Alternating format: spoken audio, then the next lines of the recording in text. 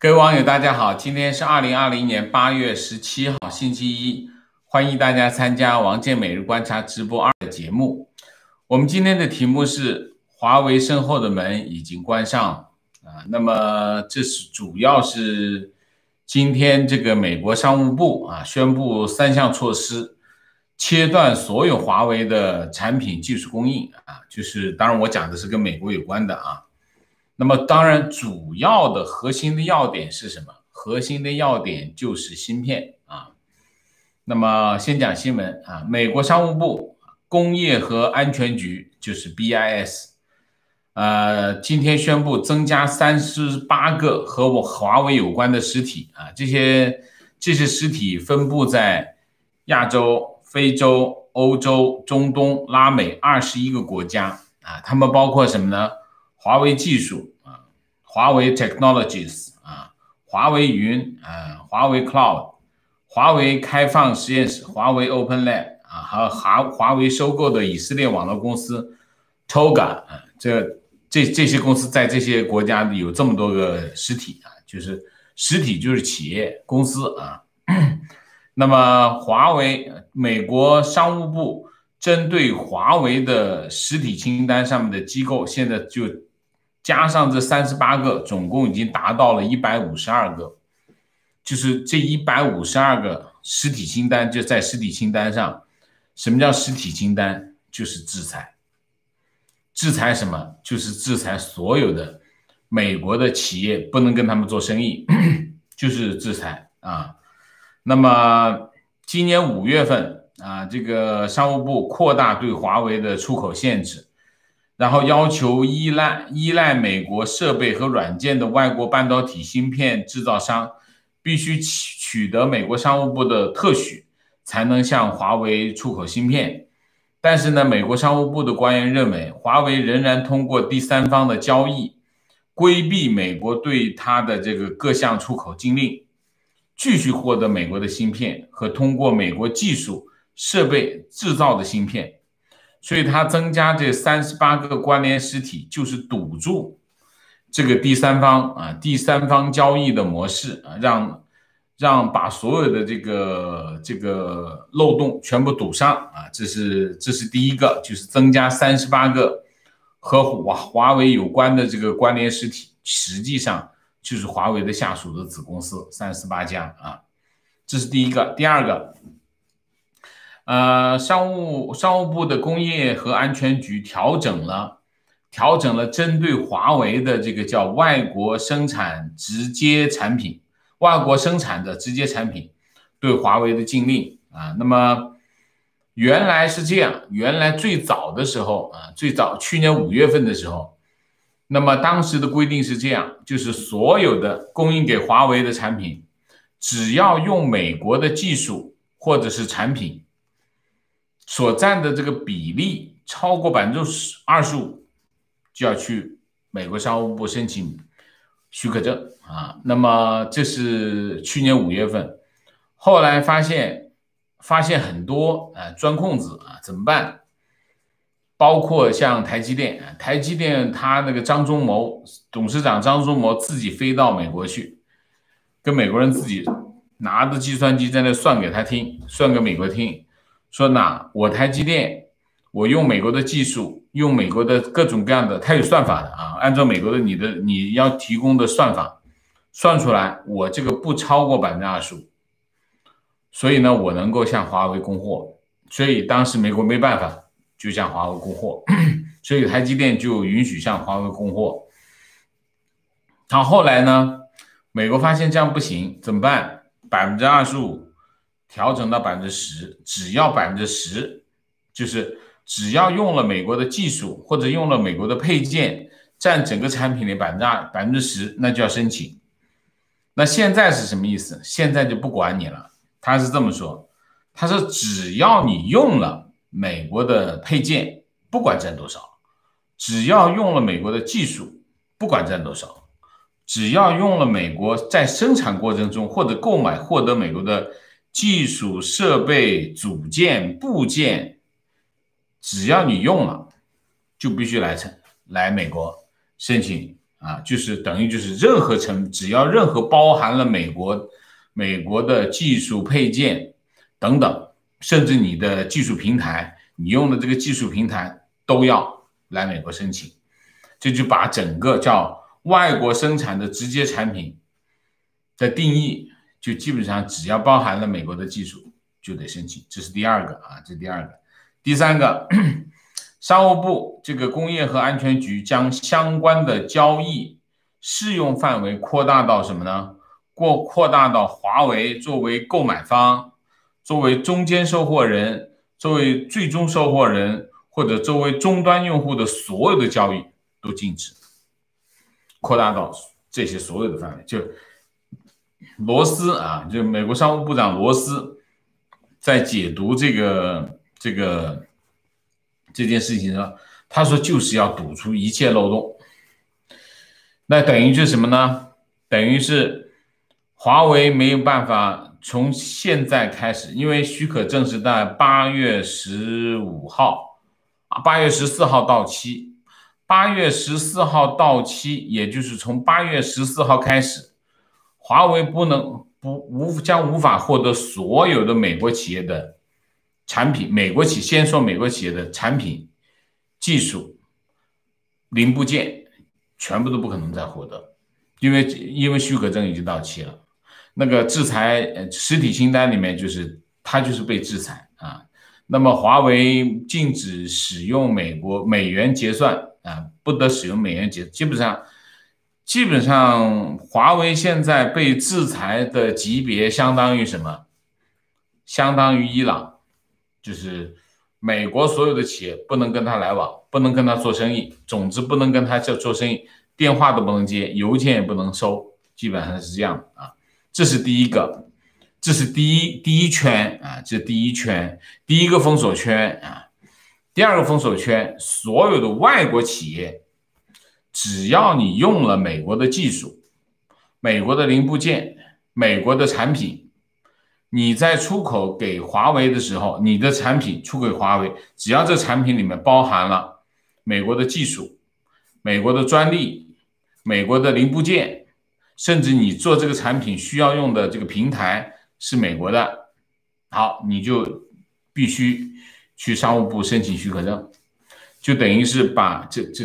叫长臂管辖，就管辖到你那儿去了啊。那么基本上这就是就是一个这个概念，就是这个级别的封锁了啊。那么基本上是全球范围。我把新闻读完啊。他说，当一个国家被放任肆意妄为久了，解决它就变得越来越困难。但是川普总统正在系统的一步一步的解决这个早该解决的历史遗留问题啊，是这样啊。然后这个国务卿蓬佩奥发表声明，支持商务部强化对华为的制裁措施。他说，我们不会容忍中共破坏我们公民的隐私、我们企业的知识产权和全球下一代网络安全的行为。他说，美国将继续限制美国对华为及其在实体名单上的附属公司的大部分出口，这些公司的活动威胁到美国国家安全和国际稳定。我们敦促美国的盟友和伙伴和我们站在一起。美国是从去年5月份开始啊，把华为放到这个实体清单啊，实体清单。那么现在是8月，也就是过了1年零3个月的这一场就是我们叫猫抓老鼠的游戏，就基本上应该是差不多要结束了啊，基本上差不多结束了。那这个金灿荣啊，大家都知道，我不讲他是谁了，大家都知道。金灿荣在网上说美国芯片企业不给华为供货将会死掉啊，这是金灿荣讲的。我们举个例子啊，台积电是我想一下哈，应该是从5月份开始就不再接华为新的订单，然后它的订单会做到9月15号，5月15号开始停止接华为的新的订单。那么它的订单一直会做到9月15号。9月15号之后，那么这个台积电就不再帮华为做它的麒麟芯片。华为的麒麟芯片是它供应它的高端手机的主要的芯片。如果没有麒麟芯片，华为的高端手机就做不了了。基本上它的 Mate 几啊我都忘记了啊，我因为我好久没有用它的手机了啊。它基本上最高端的手机这块市场就已经不能再做的了啊，这已经不可能再做的了。那么它只能做一些中低端的手机啊，中低端手机像联科发他们给它的一些芯片，它还能出啊，这是一块啊，这是一块。但是台积电会不会因为不给华为做麒麟芯片它就倒闭了呢？它是这样，台积电从5月15号开始不接华为的订单，它1秒钟。它华为订单的那个流出来的空缺就填满了，大概是这样。华为的订单占台积电的大约14%啊，大概14%。那么，它是这样，它就是说，其他客户的这台积电说的啊，其他客户的订单马上就填补了华为的空缺，大概是一个这样的。大概其他的供应商，华为的供应商大概的情况也是这样啊，就是说，因为华为没有芯片，它就没办法出货，因为它没有办法做手机啊，做这个档次的手机，它没办法做这个手机，那个市场会怎么样？市场不是说空在那里，不是的？其他手机的供应商马上就填补它的填空，其他手机要芯片，所以他们还是要去市场上去买，所以实际上呢，就芯片就是等于是卖给华为的芯片卖给了其他的手机制造商，就是一个这样的行为啊。所以实际上，美国的这些供应商啊，用了1年03个月的时间，美国政府给了这些手机供应商1年03个月的时间，让他们去调整市场。理论上来说，应该调整的也差不多了啊。那么华为之前一共延期了几次？8次啊，8次。我印象中好像是8次啊。那么现在的情况是什么？现在华为的手机啊，现在有两种情况。第一个情况，华为的旧手机，旧的就是华为已经卖出去的手机，他们因为谷歌就不会给他们再更新啊，基本上就是不能够再更新了。那不能再更新呢，因为如果给他更新或者提供支持，那基本上它就是违法，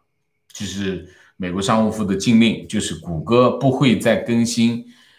华为原有手机的系统，就是安卓系统就不会再更新，这是第一个。第二个，那意味着什么？意味着华为现有的手机的使用者，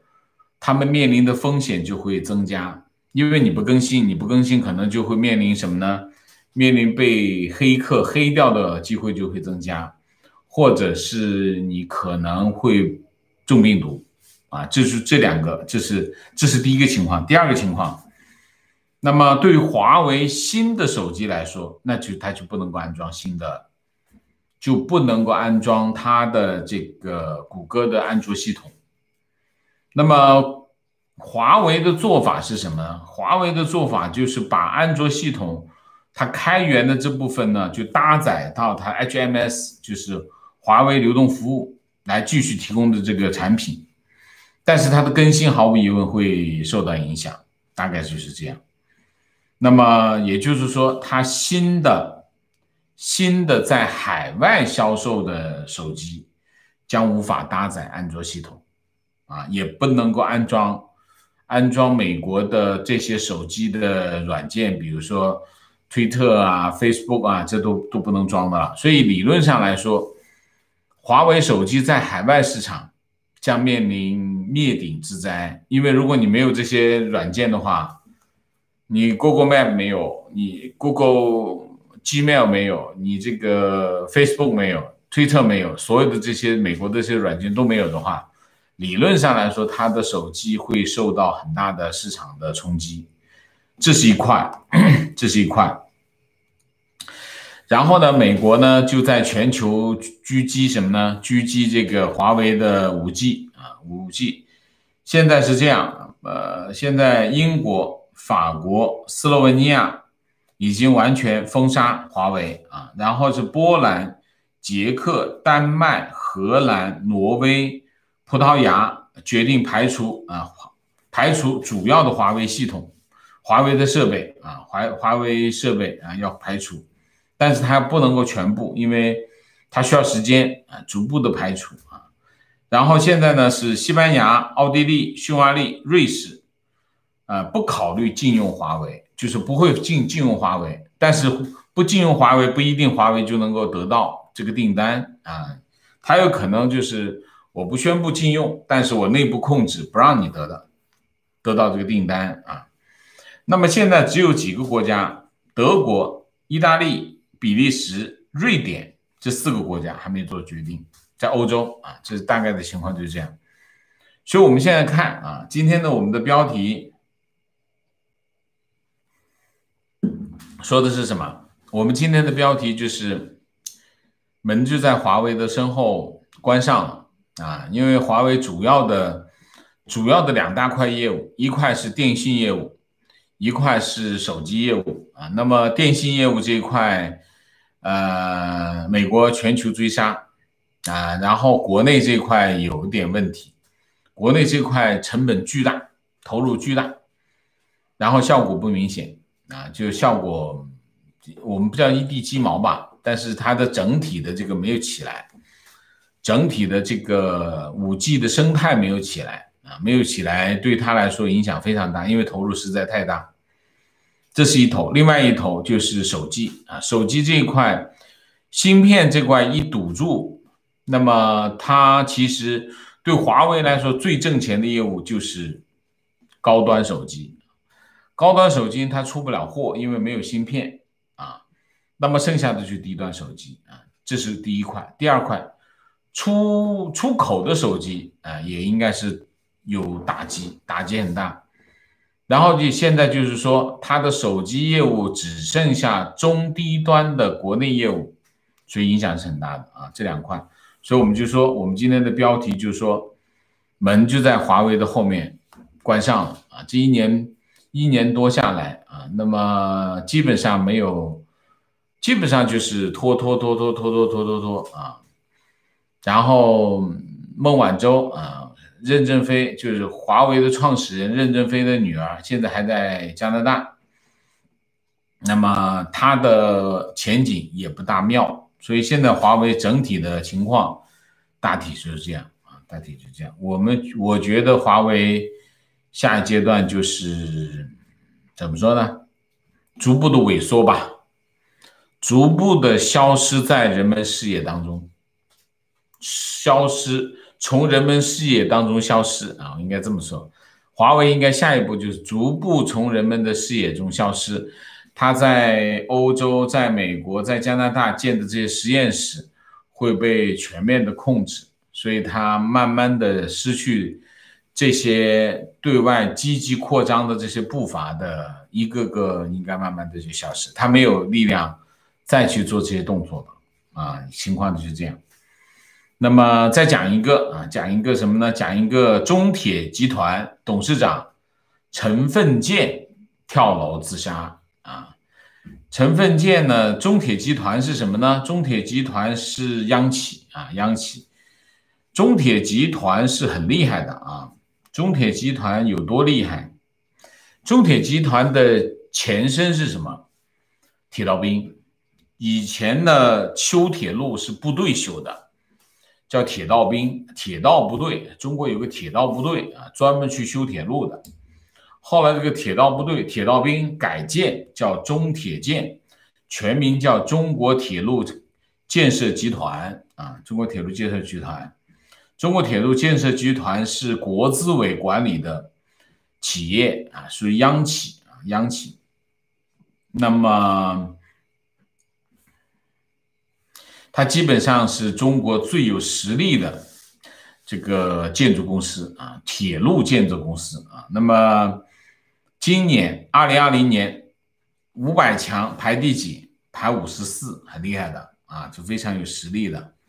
然后2019年全球250家最大的承包商排第3位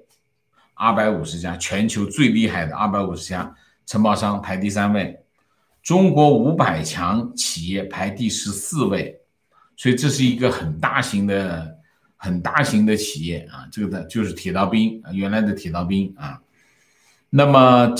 这么大的企业，他的董事长、党委书记跳楼，他叫陈奋健，陈奋健是62年出生啊，客家人，眉县啊，然后是83年参加工作，长沙交通学院土木工程系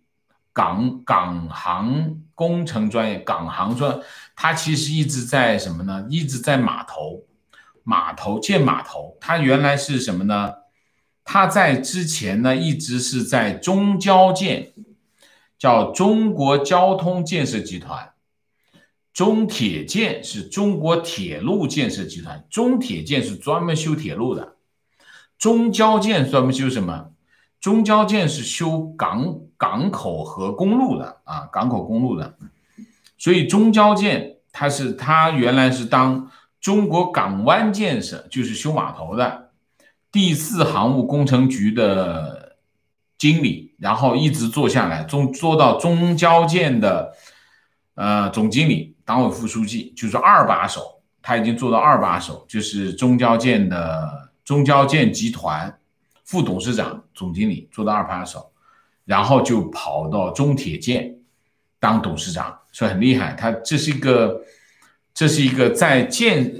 交通建设领域是个干了好多年啊，好多年。对，2018年调到中铁建当这个党委书记、董事长，然后他是跳楼，8月17号晚上跳的楼，然后中铁建呢就发了一个公告，发了个什么公告呢？就说本公司董事长、执行董事、党委书记、董事会提名委员会主席陈奋健先生于2020年8月16日不幸逝世，然后就是公司经营状况一切正常啊，讲了一个这个话。这里面有一个情况啊，他在中铁建的官网上最后一条工作动态是8月13号，他去雄安啊，雄安跟雄安新区的负责人见面，然后这个推进相关的建设项目，交换意见啊，这是他最后一次的工作动态。这里面有一个情况是什么情况呢？国资委6月24号发了一条报道，讲什么呢？国资委巡视组进驻中铁建。那么6月24号啊，那么在他们开了一个会，就是动员会，然后这个巡视组的组长叫赵华林做了动员讲话，然后陈奋健就是党委书记、董事长陈奋健主持会议表态，做个表态讲话。那么巡视组当时是6月中下旬，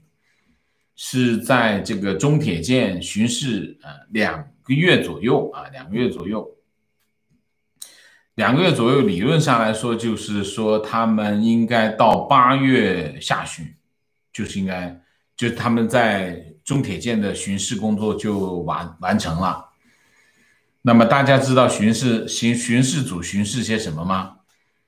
就是提供各种电话、邮箱啊，然后就大家有什么问题就找巡视组汇报情况、报告情况，有什么问题，这基本上叫什么？叫有仇报仇，有冤报冤就基本上你平时有什么恨，你就找巡视组说去，巡视组把它记下来，找相关人在这谈话。这中共就是喜欢整这种事情啊，这个巡视组巡视组最后这个巡视这件事情不是中共发明的啊，巡视组这件事情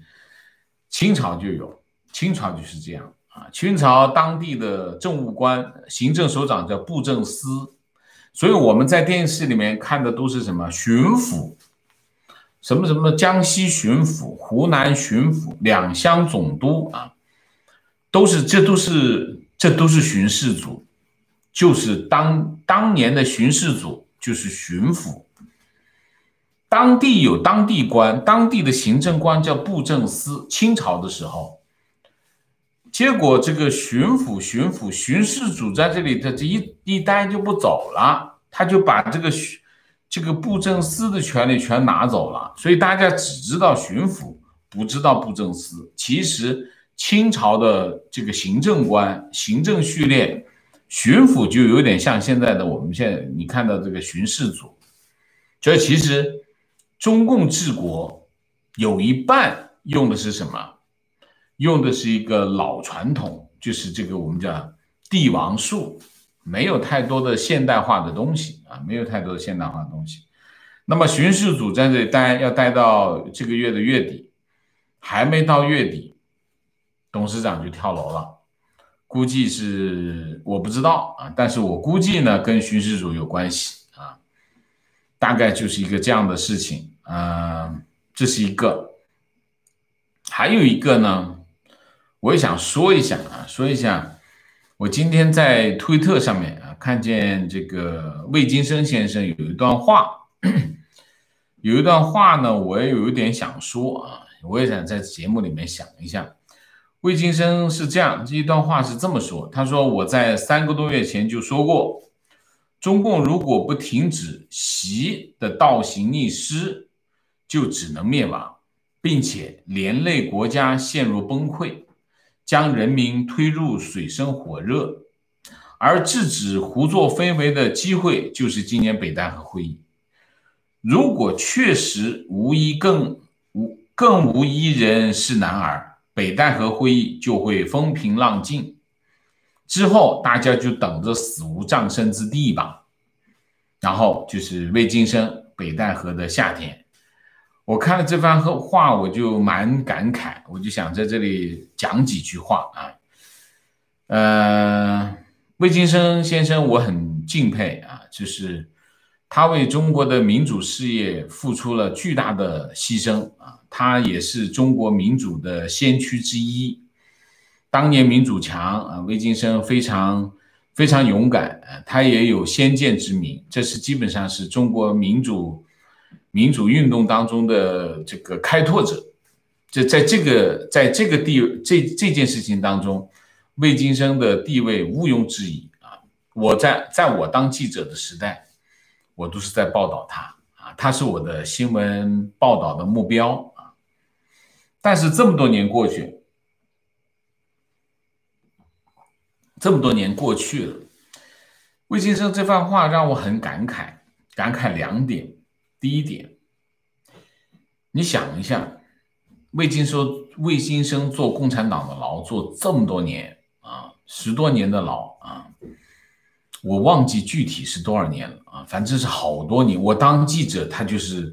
在牢里面了。我当记者，他就在牢里面。然后那个时候呢，中美之间的很多的贸易的这个谈判，各种谈判，301超级301，然后这个中美的这个就什么世贸组织的谈判，魏金生都是其中一个标的，就是交易的标的，就是中共拿着魏金生这些民运捏着关在牢里面的这些人啊，这些民运人士拿来做跟美国做交易的啊，这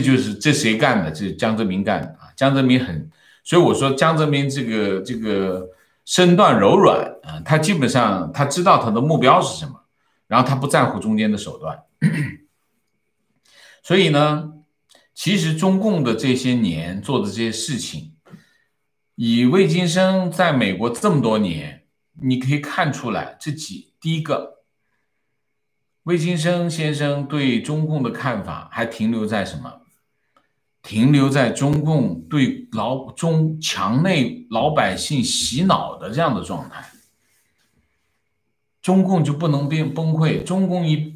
共不能灭亡，中共一灭亡，中国就崩溃，中国一崩溃，人民就水深火热，然后大家就跟着一块死，这是什么逻辑？这不就是中共给大家洗的脑吗？你说是不是这个道理？中共就不能或缺了，那我们大家得一起保着中共啊！如果不保着中共，大家都要水深火热啊！这是什么话？这个我就觉得，我看到这个话，我非常的不理解。这以魏京生对中共的认识，第一，这有几个问题：第一，中国不能少中共吗？没有中共，中国就活不下去，中国老百姓全饿肚子吗？这是什么话？这是第一个。第二个，中共的灭亡就意味着中国的崩溃吗？那没有中共之前，中国怎么办？中共是处于崩溃的状态吗？这是第二个。第三个，中国一崩溃，中华人民共和国崩溃了，人民就必然在水深火热吗？这是完完全全的中共逻辑呀，中共就是这个逻辑啊，三段论呐，对吧？中国不能没有中共啊，然后人民不能没有中国，如果人民没有中国就水深火热，然后如果中共搞不定，那么大家跟着一起完蛋。这个我就觉得怎么说呢？我就非常的不理解，就不理解什么呢？我不理解，对这个逻辑，我在中国的时候，我就是被这么洗脑的。我相信中国人民都是这么中共洗大家的脑，就是用这个逻辑来洗脑。但是魏先生已经离开中国已经这么多年了，这脑子还没洗过来吗？为什么还会这么看？还会这么看待问题？还会这么看待中共？还会这么看待中国？还会这么看待现代的中国社会吗？你知道现代中国社会已经变成什么样子了吗？就是现代中国社会已经变成了，大家想一下，我曾经看过，曾经看过一群小孩大概是20岁边上的一群小孩，他们自己组织什么呢？他们自己组织一个粉丝社团，他们粉一个明星，他们从全国组织全国性的活动，到各种各样的就是各种各样的商品，组织各种商品。他们这些粉丝团来自全国各地，没有在一个地方，全部用手机联系，用微信联系，组织各个活动，有条不紊的展开，没有一个老大，全部都是义工。这件事情做得有声有色。我看过一篇报道，讲他们这种自组织，就年轻人现在的自组织相当厉害。你再看一下发生在香港的这个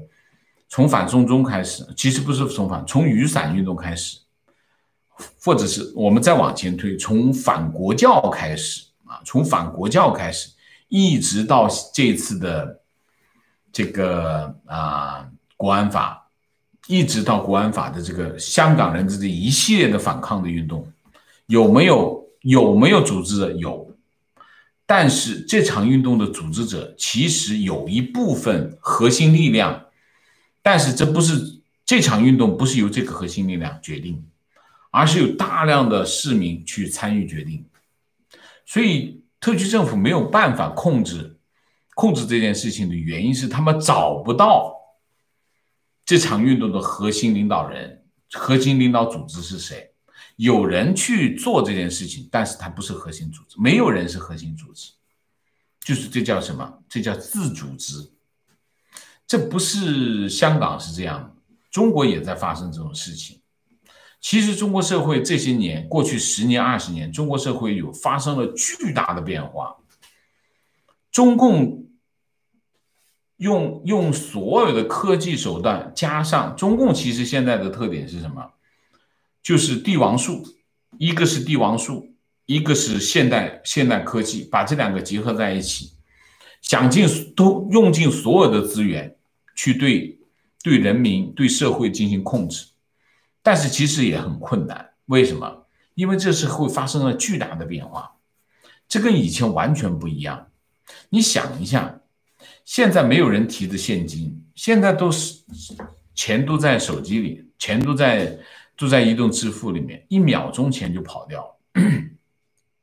所以并不那么容易。这个社会变化的非常非常的快。虽然我们在很多报道当中，你可以看到中共动用了所有的资源在做这件事情，但是中国的社会并不是大家看到的那么就是被中共控制在手里，并非是如此。为什么？这个社会的变化超出了中共的管制手段的演进，所以魏京生先生讲的这番话其实反映了2条。第一条，这些年以魏京生先生为代表的这一票人没有好好学习，没有努力工作，没有把握中国的发展进程，也没有把握中国和西方国家的关系的互动的进程。这是第一个，就是没有努力，不努力啊，不努力，这是第一个。第二个，我也看到最近的一些跟魏先生发生的一些纠纷啊，我就觉得，发生在他们身边的这些事情太多了。如果大家都在认真的做事，认真的学习，认真的研究，认真的把自己的看法把自己对这个中国的看法、中国的认知、对中国的这种把握，能够反映到自己的工作上来，应该没有时间发生这么多事情。所以我是有感而发，讲几句。其实我不想介入海外民运的这些事情，但是我今天看到这番话，我实在是很痛心啊！因为魏京生先生是我非常尊重的前辈啊，他做出了非常大的牺牲，我不忍心看到他现在的这个状态，这不是我，我真的很不忍心啊！我是非常的用敬仰的心情来看魏京生先生的这个推特的，但是我看到这个话，我实在是想说几句，好吗？好，我们今天的主题就讲到这里。总结一下，第一个，华为美国，一如美国的川普政府一如预期的一样，没有给华为任何的机会了啊。那么华为的门在他背后关上了啊。那么我相信未来的华为就会逐步的消失在大家的视野当中，这是第一个。第二个就是这个中铁建集团董事长跳楼，应该和这个巡视组是有关系的啊。大体上就这样，好吧？那我们下面就进入互动啊。进入互动之前，例行公事，请大家点赞，请新来的网友订阅，请大家加入我们的会员，支持我们做更好的节目。那么进入互动之后呢，请大家不要聊天，3个情况、问题、观点，提醒一下，请大家尽量的表达简洁的表达，这样的话我们能够有更多的观点和评价和情况可以出来啊，提高我们的沟通效率，好吗？好，鸣谢一下 Mike 猪，谢谢陆小俊，谢谢王老师辛苦了，支持你。文飞有话说，谢谢姥姥王，谢谢。有时觉得人间没有天理，正义而气馁。王先生的节目带我们在这里看到光明。今天华为受制只是正义的开始，非常正确，只是一切的开始啊。Y Christie 周，谢谢啊。观点，华为现在还在硬撑着，不敢裁员，月报、季报也要做得很漂亮，看明年还能不能撑下去啊。华为的月报、周报没有任何的参考价值，为什么？虽然他说他也做审计，但是如果他不作为一个上市公司，他是没有审计要求的。那你想一下，一个会计师事务所，他在没有审计要求的情况下做的审计报告是个什么样的审计报告？那是没有任何意义的。所以华为现在做的月报也好，季报也好，反正我是不信，你信吗？我是不信，反正就为什么？怎么说呢？我国家统计局的报告我都不信，我凭什么信你华为呢？是吧？你想想看，任正非，你把任正非的那些访谈拿出来看一下，他前后矛盾成什么样子？我凭什么要相信华为的那个审计报告？这个月报、季报，所以我不相信啊。观点：华为实际上就是中共的军工企业。很多人问有证据吗？你们看看普通民营企业可以承接中共的国防保密通讯的吗？军工企业都不如它军工企业的待遇远不如华为。华为的待遇是什么情况？军工企业能拿到这个国开行那么多贷款吗？那是不可能的事情，所以军工企业的待遇都不如华为。华为是中国排天字一号的企业，华为的待遇是天字一号的企业啊。华为我原来在国内的时候，我们在一个饭桌上有个华为的前雇员这是前高层跟我在桌上，在这个饭桌上拍桌子我就跟他讲，我说你不要说华为没有什么特殊待遇，我说那块地就是特殊待遇，那个贷款就是特殊待遇，你别以为你是华为的你就知道华为的事儿，我比你知道的多，你别以为你是高层，你也是外围所以其实华为里面有很多大家看不到的东西那么这些看不到的东西决定了它的属性观点：20年前在深圳，华为是军企，是公开的信息，随便个 IT 的人都知道。现在怎么需要证明了呢？请问，没有了美国的技术和零部件，今后华为还能做出5G 设备吗？理论上是有问题的理论上是有问题的。5G 需要芯片5G 的设备是需要芯片的还有很多。他们现在我上次看到一个报告讲。5G 设备，华为已经尽量的非美化，就是里面的东西大部分都不是，就是我没有看到有美国的设备，但是这里面是不是有的零部件是用美国的技术或者是美国的设备做出来的，就不知道了。如果真的要查，真的从头到尾查的话，仍然是有问题的观点：我有20年以上的芯片设计经验，现在在美国硅谷，可以说没有美国的技术，芯片设计寸步难行。对呀，芯片设计根本就不要想，因为你芯片本身叫什么那家上市公司就是做芯片的设计平台的，你没有它这个软件，这个平台你怎么设计芯片，对吗？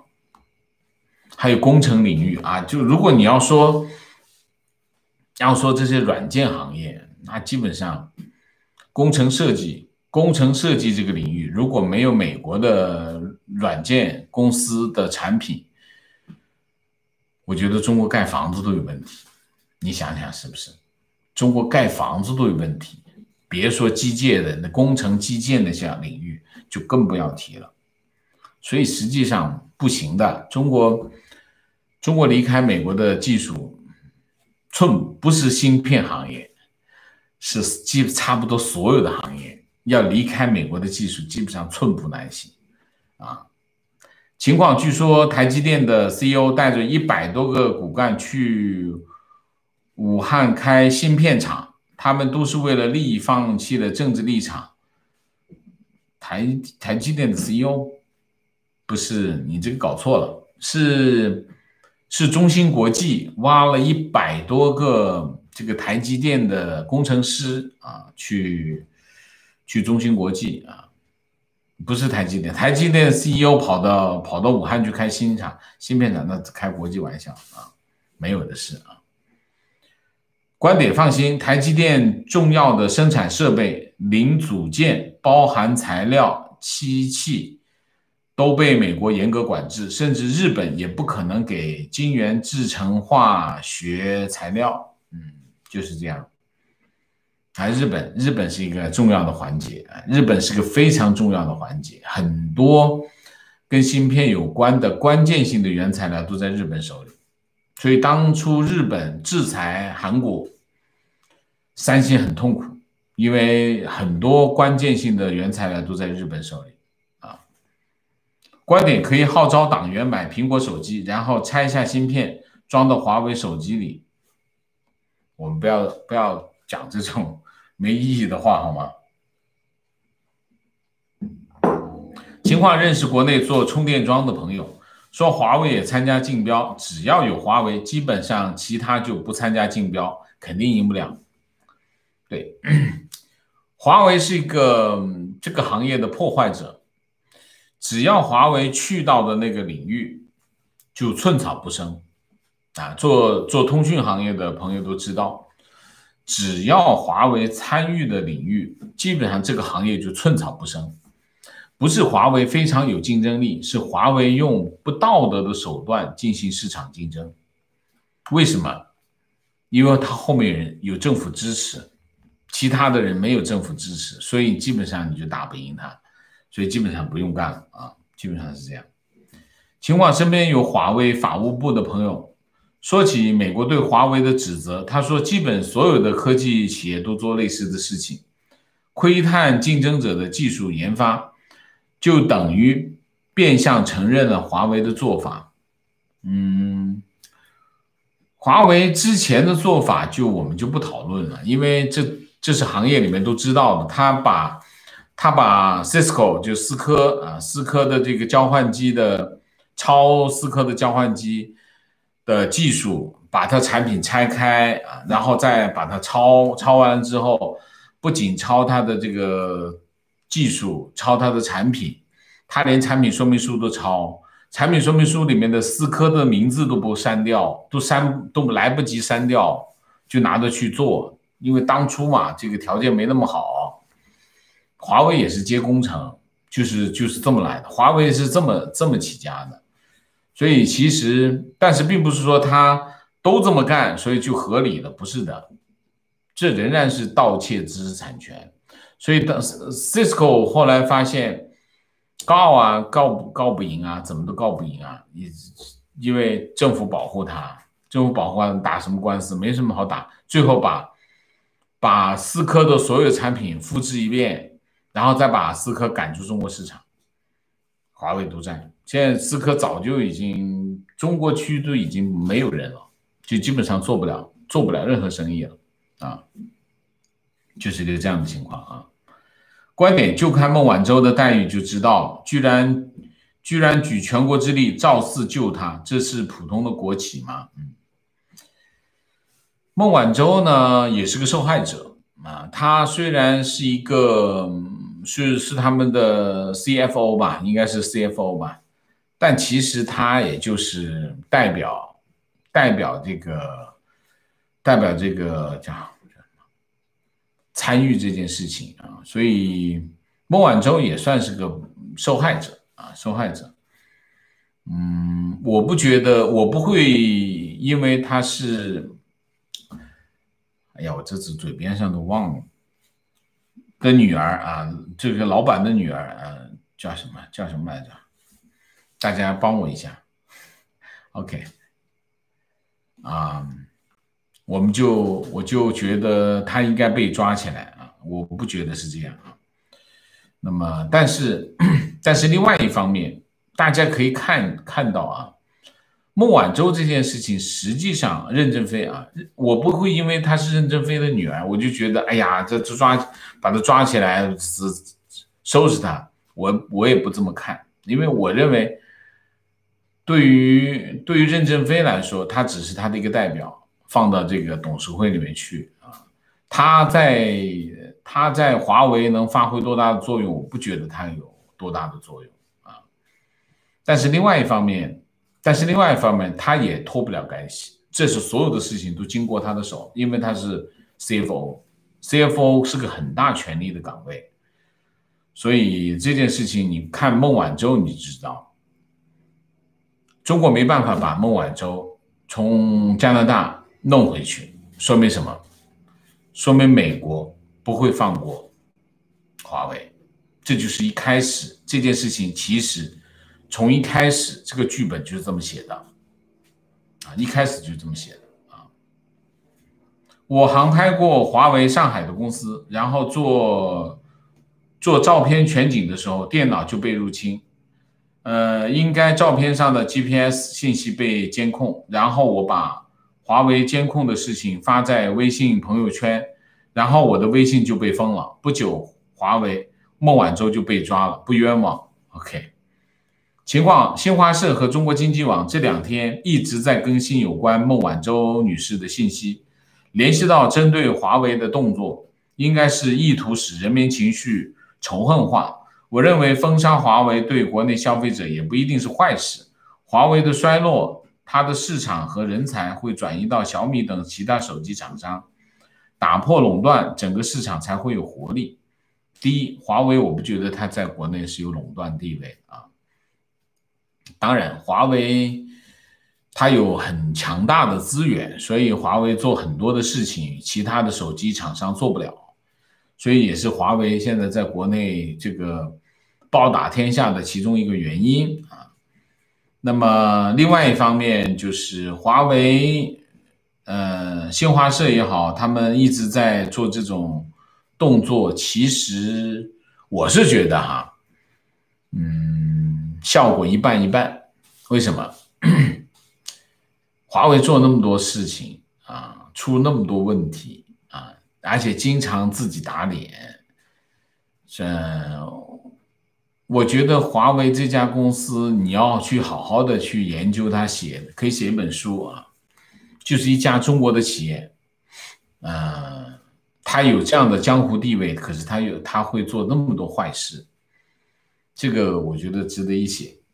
有时间有志向的人可以去研究一下华为现象啊，非常值得一研究的啊。观点，王老师，离开美国盖房子都有问题。我是设计师，如果离开了美国 ，Adobe 的 Photoshop 都用不了，别提任何其他的设计。对啊 ，ACD 怎么办 ？CAD 啊 ，CAD 怎么办？没有 CAD，你这些我不知道这些是怎么弄啊。观点，巡视组让我想起文革时期的工宣队，逼得人跳楼，就像文革期间清华大学多少人从高烟囱跳下来，都是冤假错案，就是这样。观点，长老们的意志虽然很重要，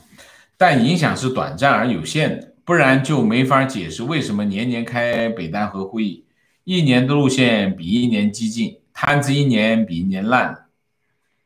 你是在讲我们上午的那个节目啊？长老们不一定每一次北戴河会议都用尽全力去扭转这个局面的啊。你事情不到一定的程度，长老们的话不一定就管用，所以我觉得长老们的话也要看时间、条件、背景来而定啊。提问，中铁公司2014年就自杀过一位白中人，原中铁股份执行董事总裁，现在出来一位陈奋健，是不是和海航集团一样，国家要给中铁断粮了？跟中铁中铁没有财务问题啊，海航集团不一样，海航集团有7000亿的债务，中铁集团那不是，中铁集团做工程的，他应该没有太多的债务，他不是一个，我不知道他有多大的债务啊，但是我觉得跟债务没有关系啊，没关系。王先生对魏的评价说到大陆40-50岁以上人群的普遍思想习惯成自然了，已经不动脑了。观点同意王老师对魏的评价，我曾经和五毛争论的焦点问题就是这个理论。中国人民有3000多年的历史，有繁荣有衰败， CCP 才见证70年，没有 CCP 的2000多年里，中国人民一样可以创造应有的文化文明，但长期的洗脑使好多人失去了对事物的判断力，可悲。非常正确。我一直认为中国如果没有中共这件事情，就这个政党就从来没出现过中共，我觉得中华文明会更好啊，中国会更好啊，就是这样，我认为是这样。过去100年，中国最大的灾难是什么？过去100年，中国最大的灾难就是碰上了苏联这件事情，而且中国跟苏联接壤，这是最大的灾难。为什么？苏共把它的分部建到了中国，这就是中共，中共就是苏共的分部，这就是过去100年中国人遇到的最大的灾难，最坏的事情就是这件事情啊。观点：生产一个芯片背后有一条长长的配套产业链，设计的产业科技数都数不清。说个简单的，哪怕是最基本的3极管都是美国的发明，为了把3极管做到纳米级，至少18个生产流程。以中国目前的工业发展水平，制造芯片的每一个环节都无法在工艺和精度上达到要求。而世界先进的半导体产业走到今天7纳米级花了至少50年，所以不要再做梦，美国一掐脖子就做出芯片了，不是只有光刻机的问题。非常正确，非常正确啊！提问：王老师能对国内的直播评论下吗？之前国内朋友分享了下，发现毫无营养，完全不关注世界甚至国家发生了什么事情，只知道有玩游戏，嘻嘻哈哈，感觉把国内年轻人的脑子都洗残了。怎么说呢？是这样的啊。这个世界呢，有些人关心政治，有些人不关心政治。那么一个好的国家是怎样的呢？一个好的国家就是你想关心政治，你就可以投身政治，你可以把这件事情做得很彻底。你可以不关心政治，你就跟政治完全绝缘，我就天天吃喝玩乐，天天打游戏都没关系，我仍然一样生活。这就是一个好的国家。一个坏的国家是什么？一个坏的国家就是所有人都非常关心政治，而且不关心不行，而且不关心你就活不下去，这就是个坏的国家。直播这件事情，我是这么觉得啊。你说中共用直播来洗年轻的人的大脑，我觉得中共没这个能力。中共做一件事情都做不好何况中共只做好一件事情，就是把这个所有的媒体关起来，把不是我自己的媒体全关掉，他只做这件事情做好，其他的事情媒体本身他做的一塌糊涂。中共的媒体在中共的手里仍然处于世界70、80年代的水平，无论是报纸媒体、杂志媒体到电视媒体到电台媒体，中国的媒体发展水平非常的落后。我举个例子，电视媒体，我再举一个大家最熟悉的节目，叫什么？叫春节联欢晚会春节联欢晚会到现在发展了这么多年，它用的是什么？它仍然用的是舞台语言，不是电视语言。虽然大家看的都是电视直播但其实它仍然使用的是舞台语言。舞台语言受到什么限制？舞台语言受到场地4条边的限制，你就那么大的场地，舞台嘛，你就电视什么？电视有几条边？电视没有边，电视完全可以那个，大家可以对比一下，对比一个什么呢？就是奥斯卡。奥斯卡是用了舞台的一部分语言，但是它会往外延伸出去，完全不一样。所以电视语言，中国的电视技术、电视发展水平，在中共手里还属于70、80年代的水平。中国的电视的节目形态全部都是抄其他国家，自己没发明过一样东西。有一样东西做的比较好的是什么？就是湖南卫视。就是选这个叫什么快女，是不是快女啊？是吧？那个做的很厉害，那个是有创造力的，其他的都就稍微有一点创造力的就变成湖南卫视。所以呢，所以中国媒体在中共的手里就是捏成这个样子，所以基本上他们有没有做好一件事情？除了暴力，除了洗脑这2件事情外，其他都没做得很好。所以我不觉得大家不要高看中共，中共在大部分的事情上都是千疮百孔啊，我不觉得他有这个能力洗大家，就是说用这么深的意图来实现，我不觉得。而且大家要允许别人不考虑政治。啊，考虑政治这件事情其实应该是少数人的事情啊。情况现在新媒体直播都是以带货为目的，因为其他没收入，大到各种明星，小到网红、草粉，都是为了直播带货赚钱。我觉得这没有问题啊，带货都没有问题，唯一的问题是什么？唯一的问题就是弄虚作假，这才是问题啊！你看看带货有几个是真的，都是弄虚作假，里面全是起哄架秧子，然后就是敲边鼓，各种造假，这有点像什么？这有点像当年的这个票房造假是一样的道理，就是骗大家就是下单，所有的一切都是骗大家下单。带货本身没有问题，但是弄虚作假是不对的啊。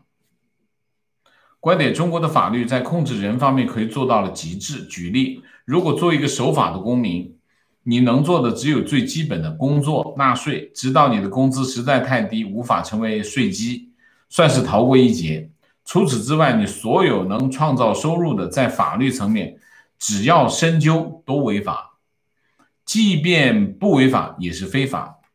或者叫钻空子行为，制裁你只要看政府的心情，所以选择性执法浮实皆是，权钱交易自然应运而生。中国的法律的目的将每一个人绑死在他给定纳税领域，说白了就是羊圈里的肉羊，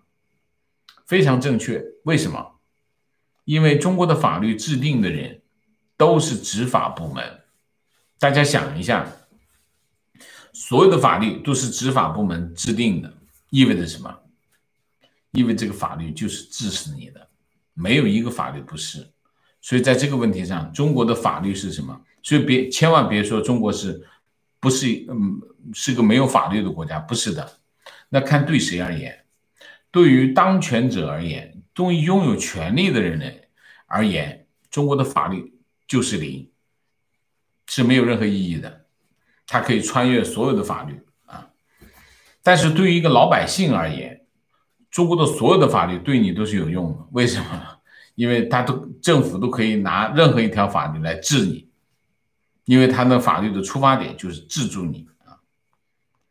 观点：这次水灾，海外媒体与团体静悄悄，首先是被中共所收买，领馆没有发话，都不动，跟上次疫情的捐助不同。我询问了几家团体，结果都大吐苦水，说上次捐助跟中国政府打交道的麻烦伤不起了，不愿意再做了。但是我也看到了海外没有独立媒体与民间机构对灾情有所反响。这次灾民海内外都没有表示，是中共作恶殃及灾民，不能算大家冷漠，但是灾民得不到救助，有种无名的悲凉，非常正确。观点的确，今天中国最大的灾难不完全是苏联的锅，中华文明同样有非常多的糟粕，准确来说是来自马列的糟粕，深度结合了中国自身的专制文化而产生的一个怪胎，用毛的话叫马克思加秦始皇。好，明谢 Daniel 梁，谢谢丁建军，谢谢 King Nam Yom， 谢谢，呼吁有条件的网友积极加入王先生的会员来支持，感谢啊。好，我们今天的节目就到这里，感谢大家的参与，我们下个节目再见。再见之前，请大家点赞，请新来的网友订阅，请大家加入我们的会员，支持我们做更好的节目，做更好的自己。谢谢大家，谢谢。